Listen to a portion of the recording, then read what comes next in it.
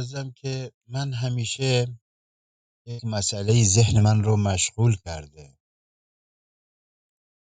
و اون اینه که نمیدونم، حالا یک مثال بزنم.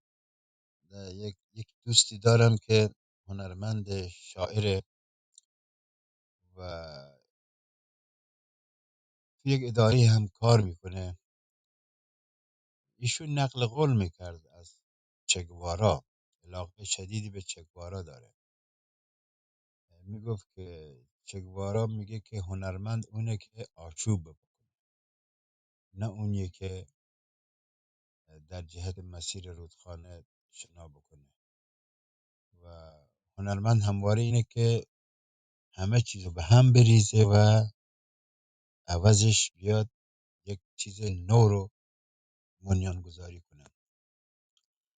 من اون چه که در صحبت‌های شما، خصوصا الان مدت یک ماه بیشتر هست که همیشه این اتاق رو، این روم رو دنبال میکنم و از فرمایشات تک تک شما بزرگواران همواره یک مسئله رو من درک میکنم و اون اینه که احساس میکنم همه‌تون درد دارید، دردی که این مملکت هر چه زودتر آباد بشه و مشکلاتش برطرف بشه، خصوصا ملیت های پیرامونی که بیشتر دچار ستم مضاعف بودن، دچار تبعیض مضاعف بودن، اونها به حق و حقوقشون برسن.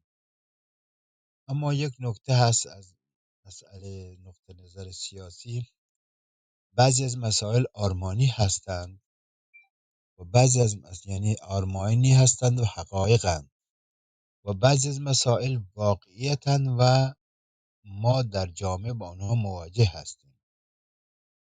یک انسانی که سیاسی هست و میخواد گام سیاسی برداره، باید آرمانها رو با واقعیتها بیاد تطبیق بده و یک استراتژی انتخاب بکنه که بتونه هرچه بیشتر به اون آرمانهای خودش دست پیدا کنه. الان اون چه که منو بیشتر زجر میده، این وضعیتی که وجود آمده که به قول یکی از دوستان که یکی دو شب پیش، اون علی شب بود که بود توی تالار بود و صحبت میکرد، میگفت که ما و پادشاهی خواهان مثل آب و روغنیم، نمیتونیم با هم قاطی بشیم. اونا هم اتفاقا همینطور. یعنی به محض اینکه اگر کسی در اتاق این سلطنت طلبان یا پادشاهی خواهان حرف از حقوق ملیت ها بزنه، تجزیه حقوق تجزیه شده اونها بگه، میگه تجزیه طلب، شما تجزیه طلبی، خیلی به شدت برخورد میکنن و این باعث یک سری واکنش ها و عکس العمل های شده. اما من چند وقت پیش هم خدمت شما عزیزان عرض کردم که ما الان باید واکاوی بکنیم تاریخ گذشتهمون رو و ببینیم که چه شد، یعنی آسیب شناسی بکنیم که چه شد و چرا به اینجا رسید، چه چیزهایی، چه مشکلاتی وجود داشت که ما به این بدبختی و این گرفتاری مواجه بشیم و هرچه دست پا میزنیم تو باطلاق بیشتر فرو میریم متاسفانه. و عرض کردم خدمتون که در اول انقلاب، به هر حال یعنی زمانی که زمان شاه بود، اواخر زمان شاه بود و بالاخره نیروهای سیاسی در حال مبارزه بودند، اما در زمان شاه یک اشتباه متقابلی اتفاق افتاد. اشتباه متقابل این بود که نیروهای سیاسی کاملا ایدئولوژیک و جزیره‌ای برخورد کردند، خصوصا نیروهای چپ و اسلامگرا که تقریبا همسو شده بودند و شاه هم به سمت یک استبداد مطلقه پیش رفت، از ترس اینکه حکومتش ساقط نشه و این احزابی که به هر حال صراحت شعار براندازی میدادند، این از ترس این به دامن استبداد افتاد و متاسفانه اون فجایع رو وجود آورد که کشور تک حزبی شد و حتی اون اشخاصی رو که هم سیاسی بودند و میانه رو بودند اونها رو هم کنار زد و بالاخره با مطلق گرایی حکومت رو اداره کرد. پس بنابراین ما اگر یک بررسی استقرایی بکنیم تاریخ سیاسی کشور خودمون رو به این نتیجه خواهیم رسید که هم اپوزیسیون و هم شاه دچار اشتباه متقابل شدند. اشتباه شاه که باعث سرنگونی شد، اما اشتباه اپوزیسیون هم به اندازه‌ای بود که تاوان سختی داد. تعداد زیادی از نیروهاش حتی بعد از پیروزی انقلاب کشته شدند، زندان رفتند، معلول شدند و یک عده هم جون سالم به در بردن تا الان که الان آواره کشورهای اروپایی هستند. حالا چه کار کنیم که این مسائل اتفاق نیفته دوباره؟ و هم این که کشور ما که بالاخره یک سری پتانسیل های بحرانی در خودش داره، چه کار کنیم که سرنوشت یوگسلاوی سابق در کشور ما تکرار نشه؟ من همیشه به هر حال یک سری نظریاتی هدف میدم که دموکراسی حتی این است که به مردم اجازه دهد که همین در مورد اطرافیان خودم تصمیماتی هم که بر زندگی آنها تأثیر متاسفانه می‌گذارد اظهار نظر یعنی اینجایی که دوستانی که کنند. دارم اما این به یک ویژه در مقداری اینا رو به استهزا میگیرن، ولی من در این نظریات و پیشنهاداتی که میدم غالبا نتیجه ماها تفکر هست. فکر میکنم، غور میکنم که ببینم برای این چه راه حلی هست. از نظر من راه حل مملکت ما طوری که ما رو از یک بنبست نجات بده، یعنی ارائه یک برنامه استراتژیک کوتاه مدت و دراز مدت هست برای آشتی ملی. ببینید امپراتور ژاپن هم که ژاپن ادعای خدایی میکرد، مدتها متاسفانه به عنوانی که من خدا هستم و پسر خدا هستم، بالاخره اهداف استعماری هم داشت، تجاوز هم کرد به کشورها. ولی سرانجام اون بمب اتمی پسر چاق که آمریکا انداخت رو سرشون، پسر خدا رو خاموش کرد و بالاخره امپراتور ژاپن آمد و زانو زد و اقرار کرد که من پسر خدا نیستم. و این یک الگوی شد برای ما کشورهای مشرق زمین که میشه ما به یک جایی برسیم که بالاخره با یک نوعی همسویی بتونیم مشکلات کشور رو برطرف کنیم. و ایدئولوژی سازی از تاریخ متاسفانه ره به جایی نخواهد بود. یعنی مثلا ما همش توی این گرفتار باشیم که آقا مثلا فرض کنید شاه بلوچای پاکستان رو سرکوب کرد، کمک کرد به پاکستان و 200 میلیون دلار هم داد. خب این اشتباه شاه بوده، این اشتباه رو مرتکب شده. اما ببینید همون ژاپنی که دو شهر هیروشیما و ناکازاکیش که توسط آمریکا نابود شدن، سرانجام به کمک همون آمریکا دوباره جان گرفت. بنابراین ما نباید ایدئولوژی سازی بکنیم، نباید در اون جزیره هایی که قبل از اون در دهه 50 و 40 و 50 برای خودمون ساخته بودیم جزایر ایدئولوژیک، نباید همچنان گرفتار این جزایر بمونیم. شما عزیزان، اساتید بزرگوار، استاد بزرگوارم جناب آقای دادیار، سایر بزرگواران میبینم، نمیدونم امشب من آقای علیرضا یکتا رو نمیبینم که ایشون پایه این روم بوده ولی امشب پیداش نیست. همه دوستان عزیزان بزرگواران، آقای یکتا، شما و سایر بزرگواران، آیا نمیشه یک فکری برید، یک پیشنهادی بدید برای آشتی ملی و حداقل همین شمایی که در بشینید با هم مذاکره کنید، با هم تبادل نظر کنید، گفتگو بکنید.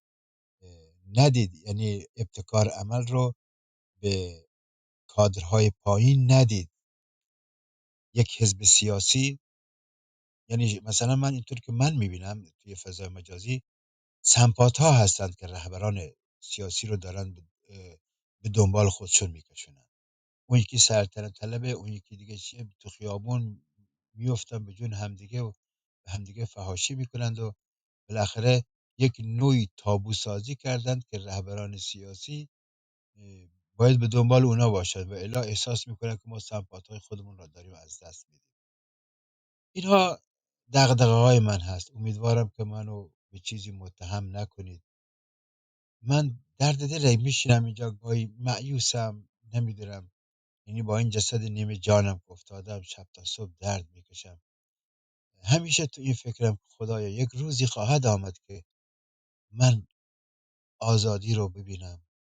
من ببینم اون دوستان قدیمی هم برگشتن تو کشور و میتونم راحت با اونا بشینم، صحبت بکنم، دستشون رو بگیرم، ببوسمشون، تو آغوش بگیرم اینها رو. آیا میشه؟ آیا اون روز میاد یا نمیاد؟ اینها آرزوهای منه. و وقتی که فکر کردم در این مورد به این نتیجه رسیدم که به جای اینکه شما رهبران فکری بیایید ابتکار عمل رو به سمپات ها بدید، بیایید روی یک منشور مشترک، منشوری که بتونید این آب و روغن رو با هم قاطی کنید و تختیرش کنید، آب مقطری از توش در بیارید که به دردتون بخوره. آیا راهی داره؟ به نظر من راه داره. فقط ابتکار عمل رو از دست سمپات ها خارج کنید و بدید به دست رهبران سیاسی، کارگروه ها و کمیسیون های اختصاصی تشکیل بدید از متخصصین و وارد مذاکره بشید با همه، هر طیفی، هر اندیشه‌ای. بگید که بالاخره الان ما در شرایطی نیستیم که بیایم به سر کله هم بزنیم. این یک آرزوی، یک خواهش، یک تمنای، یک التماسی است که حضور تک تک شما دارم و من افق اون رو روشن میبینم. اگر اراده ای باشه در میان شما خارج نشینان، ما که اینجاییم داخل کشوریم، بالاخره کاری از دستمون بر نمیاد، صبح تا غروب دنبال این ور اونور بدویم لقمه نانی به دست بیاریم. دیگه راهی هم نداریم، دستمون از زمین و آسمون بنده. ولی شما اونجا آزادید، دسترسی دارید، میتونید هر کاری انجام بدید. آیا این تئوری آشتی ملی واقعا قابل اجرا هست یا نه؟ دوست دارم که شما عزیزان، خصوصا استاد بزرگوارم جناب آقای دادیار، من رو راهنمایی بفرمایید. سپاس از اینکه حوصله داشتید و به عرایض بنده گوش کردید و از اینکه زیاده گویی کردم از تک تک شما پوزش میطلبم و من مایکو میبندم، گوش میکنم از فرمایشات شما بزرگوار. خدا نگهدار شما عزیزان. قربانت واحد جان، بسیار بسیار سپاسگزار از مهرت و این درد دلی که داری. این درد دل همه ماست حقیقتا. هیچ انسان سیاسی اجتماعی، به ویژه اینایی که زندان کشیدن مثل خودت و من هم،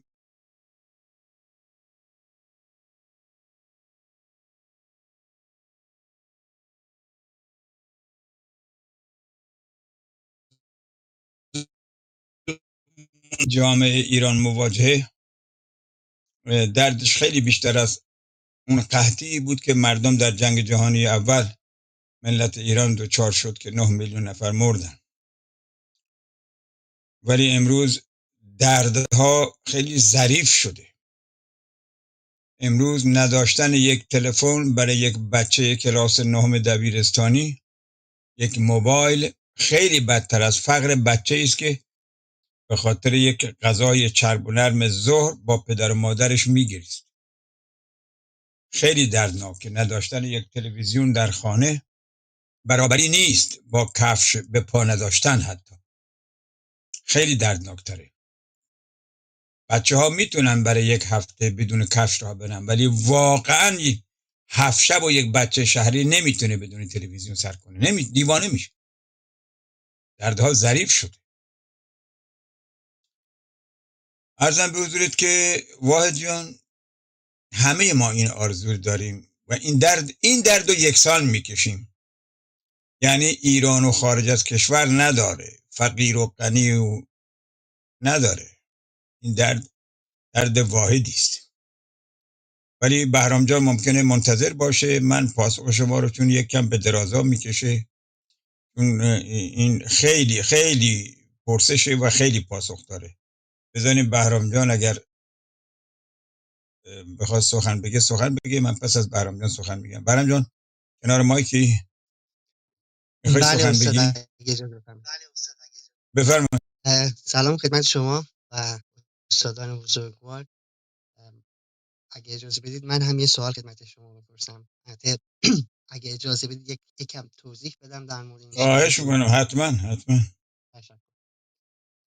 اواخر قرن 18 پروسیا، همون امپراتوری پروسیا یا همون آلمان سابق، جرمنی، حمله میکنه به لهستان و بالاخره لهستان رو فتح میکنه و اونجاست که اونا میان برای اینکه بتونن، اون بالاخره بزرگ‌های لهستانی به هیچ عنوان نمیتونستن بیان و قبول کنن آداب، معاشرت، زبان و فرهنگ آلمانی ها رو. خودشون فرهنگ داشتن، ملت بودن و خب بالاخره سخت. دولت پروسیا میاد چیکار میکنه؟ یک سیستم آموزشی اونا میان بچه ها رو هدف قرار میدن. یک سیستم آموزشی دیزاین میکنن که 8 سال طول میکشه و مجبور هم بودن برن و توی این 8 سال تمام اون نکته ها و اون چیزهای نجات پرستی یا حالا به قول اون ناسیونالیستی آلمانی و ایدیاها و فرهنگ آلمانی رو در این بچه ها به قول توی مغزشون فرو میکنن و بدون به قول معروف دیگه این سیستم آموزشی برای اولین بار این به صورت چیزی که ما الان، البته این چیزی که ما الان میبینیم خب تکامل یافتش هست، به وجود میاد و خیلی هم موفق. اوایل قرن 19 آمریکا به خاطر همون انقلاب اقتصادی صنعتی و به خاطر کمپانی ها و کارخونه های بزرگ، اینها دیگه ببخشید به اندازه کافی برده نداشتن که براشون این کمپانی ها رو انجام بدن و همینطور آدم های معمولی هم سوادی نداشتن که بتونن با ماشینالات کار بکنن یا مهندسی یا ریاضیات یا کاری انجام بدن. اینجاست که یکی از آدمای با نفوذ آمریکایی به نام هوریس من، البته مطمئن نیستم درست تلفظ میکنم یا نه، ایشون میاد توی اروپا به دنبال یک، به قول دنبال درد و دوا و از همه این سیستم های آموزشی که توی اروپا بوده سیستم پروس رو خیلی انتخاب میکنه، چون روی بحث ناسیونالیسم یا همون ناسیونالیسم، هم میشه ناسیونالیسم خودمون، ناسیونالیسم خیلی تمرکز داره و به قول دین و بقیه چیزها رو یه جورایی آزاد گذاشته. این سیستم میاد توی آمریکا و برای تهیه کارگر، یعنی برای پرورش کارگر، نه اینکه برای پرورش فکری انسان ها، بلکه سیستم ادویکیشنی که آمریکا تأسیس میشه اولش فقط و فقط برای این بوده که بتونه کارگرهای ماهر بیاره. یعنی این آموزش و پرورش نبوده، فقط آموزش بوده و اتفاقا خیلی هم برین واشینگ بوده که هنوز داره ادامه پیدا میکنه. و این سیستم آموزشی آمریکا خودشون بیسشون میذارن بر ناسیونالیسم و کل برنامه خیلی هم موفق میشه و توی اوایل قرن 20 آدمای خیلی معروفی، مخصوصا بازرگان‌های معروف و فامیلی هم خانواده راکفلر میان میبینن فوق العاده است این برنامه ادویکیشن سیستم، یعنی همون چیزی است که هم میتونن کارمندا و کارگراشون کارخونه ها رو انجام بدن و همین که خیلی راحت میتونن شستشوی مغزی بدن، میتونن فتح کنن بدون اینکه بخوان خون بریزن.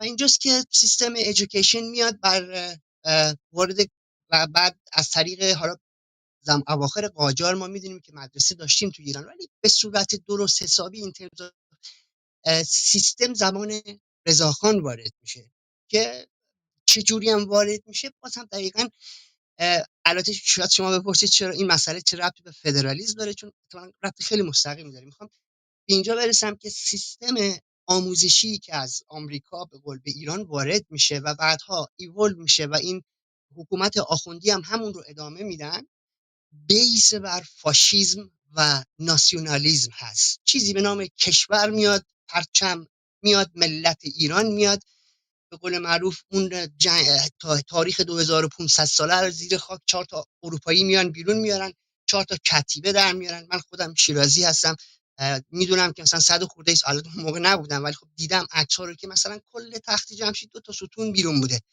همه تاریخ ما رو اینها میان و در میارن و مینویسن و یک سیستم خیلی ناسیونالیسم به ایرانی‌ها وارد میکنن که از طریق سپاه دانش گرفته زبان مادری رو محدود میکنن و تمام همه اون چیزهایی رو که میخوان که بتونن باهاش خود مردم رو کنترل بکنن رو از طریق سیستم ایژوکیشن وارد. یعنی سپاه دانش یه جوری میشه که میره مثلا توی محلات و خیلی برنامه هست. چون من خودم پدر بزرگم معاون آقای بهمن بیگی بودن و در مادر من معلم سپاه دانش بودم و شاید یه جورایی دست خودم هم این برنامه رو من که نه، من سال هاست 20 خورده سال هست از ایران بیرون هستم، ولی اطلاعاتی که من دارم یعنی خیلی قشنگ میان سیستم و اون چیزی رو که میخوان، این چیزی به نام فاشیسم و اون ناسیونالیسم و این ایرانی و ملت برتر رو از طریق سیستم ایژوکیشن وارد ما برنامه میکنن و این وقت منو خیلی اذیت میکنه وقتی که من میام میبینم مثلا به عنوان یک کسی که من خودم به فدرالیست هستم و دیدم بزرگترین مشکلی که ما داریم این ایژوکیشن هست. اصلا نمیدونن فدرالیسم یعنی چی، یعنی اینکه مثلا سیستم هاش چجوریه، کجا محلی هست کجا کشوری هست. و این کلهم به خاطر این هست که محصول همون به قول سیستم ایژوکیشنی هستیم که فدرالیسم رو برای ما یک چیز خیلی عجیبی انجام. حالا از فدرالیسم بگذریم، من این سوالی بود که من الان به سوال هم میرسم. مثلا من خودم چندین ویدیو درست کردم در مورد فدرالیسم و همین موضوع ملت. مثلا یک مسئله خیلی ساده هست که فکر کنم تقریبا همه باید بدونن، اینکه ملت برای که مثلا شما بگید برای که یک ملت باشید، این یه مجموعه بزرگی از مردم که تاریخ، فرهنگ، تبار، زبان، چیزای مشترک دارن و توی سرزمین خاصی زندگی میکنن، این رو میگن ملت.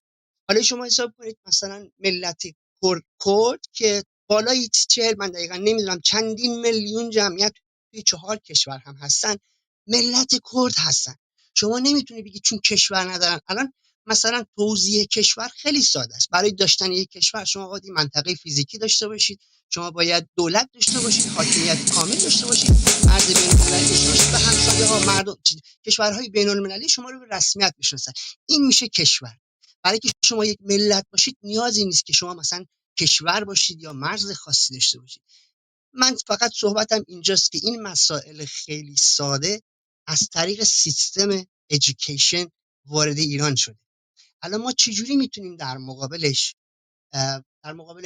به قول یه جوری صحبت کنیم، چون متاسفانه الان صحبت هایی که از یک فارس میشه، فارس ها مخصوصا یا حالا مرکزگراها، ناخواسته اونها فاشیست هستن، ناخواسته اونها ناسیونالیسم رو به صورتی که نمیدونن احساس میکنن. مثلا ناسیونالیسم رو دفاع از ملت و دفاع از برای اتحاد میدونن. شما برای دفاع از کشورت و برای اتحاد و برای خوبی نیازی نداری که ناسیونالیست باشی، شما میتونی نوع دوست باشی. حالا من وارد اون قضیه نمیشم. حالا خیلی صحبتام طولانی شد.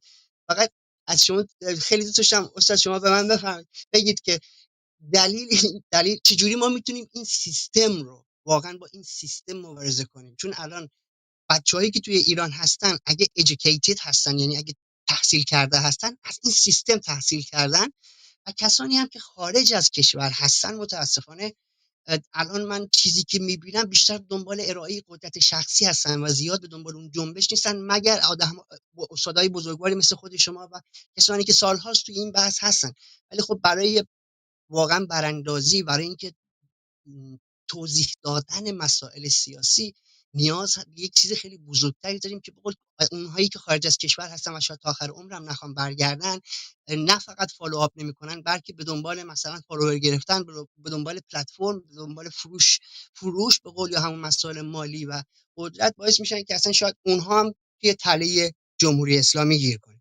ما چطوری میتونیم با این سیستم ایژوکیشن مبارزه کنیم که به صورت ساده توضیح بدیم که ملت چی هست، کشور چی هست، ایران چی بوده، 200 سال پیش چی بوده، چی کردن توی مغز ما. یعنی شما باید برای که این کارها رو انجام بدید بدون شک البته من فکر میکنم باید از یک بابل بیاید بیرون و از بالا نگاه کنید. من فکر میکنم اگر من به چنین نتیجه رسیدم شاید به خاطر 24-5 سال از کشور خارج شدم و خب بالاخره چندین قاره زندگی کردم و این شانس رو من داشتم که چنین چیزی داشته باشم. ولی همه ایران که نمیتونن از کشور خارج بشن و افرادی که به قول فرهنگ‌های متفاوت رو دیدن، چطور میتونیم بدونی که بخوایم 70-80 میلیون ایرانی از کشور خارج بشه بتونیم بهشون نشون بدیم بدون اینکه به ما بگن تجزیه طلب. شما حساب کنید به یک فدرالیست بگن تجزیه طلب، یعنی دقیقاً نقطه مقابل تجزیه فدرالیست هست. چون فدرالیست باعث میشه که تمام ملت‌ها و افراد در کنار هم با قدرت زندگی کنن، به زبان مادریشون تحصیل بکنن. حالا کلهم استاد عزیز ببخشید خیلی صحبتم طولانی شد. ما چطور میتونیم در مقابل با سیستمی که من بهش میگم یک اژدها چجوری میتونیم مبارزه کنیم به عنوان چند تا افراد به قول مستقل در خارج از کشور که بتونیم یک ذره این آگاهی، این بیداری رو بتونیم به داخل اون 80 میلیون بفرستیم. تشکر میکنم که گوش دادید. ممنونم. درود بر شما.